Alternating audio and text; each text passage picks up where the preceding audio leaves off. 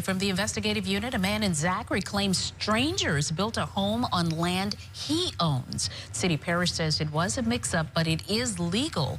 Bess Casserly details how this happened and if there are any solutions. In 2010, a tract of land on Heck Young Road was subdivided into two parcels. One was owned by Stephen Mulder and the other bought by Thomas Robertson. In 2012, the Mulders built a home on what a surveyor said was their land. Turns out it wasn't. This beautiful home in Zachary sits on more than 2 acres on Heck Young Road. Problem is, it's supposed to be about 100 yards to the right in this tree line. The home, owned by Steve and Alicia Mulder, was built in 2012. The tract of land it's on is called 3H1.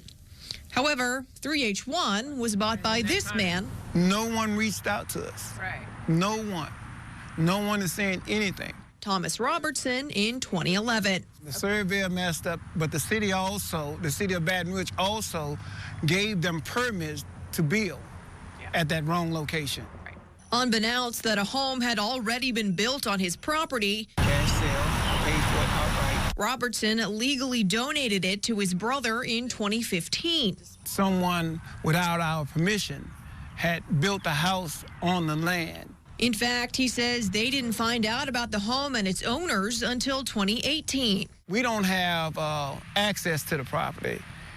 In the past, this same person has called the police on us, well, the sheriff's office, in terms of for trespassing on property that is legally in my brother's name. Technically, this wooded area, 3H2, is the property Mulders were supposed to build on, but a mix-up from the surveyor designated the wrong lot. So how does something like this happen? Rachel Lambert with the Department of Development told me from the city parish standpoint, everything lined up and the permit was granted. She says it's not standard practice for the permitting office to double check ownership because they say if someone is spending hundreds of thousands of dollars to build a home, they're going to make sure that they're building on the right property.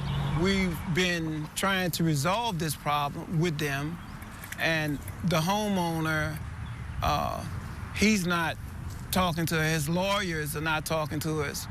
We've been in court for the last 7 years. Despite the legal battle, Robertson says he's been paying the property tax on his land since he purchased it. From the year 2012 up to now, 2024, that the taxes has been paid.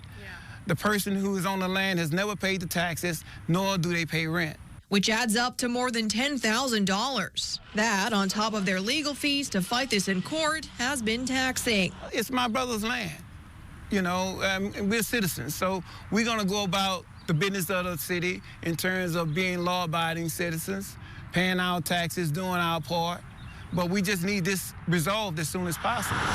Robertson says he just wants his brother to get his land back so he can have something to pass down to his family.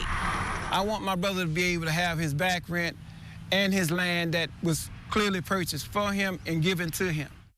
Now, we did go knock on the Mulders' front door, but they did not answer. I left my number and never received a call. For the investigative unit, Bess Casserly, WBRZ News 2.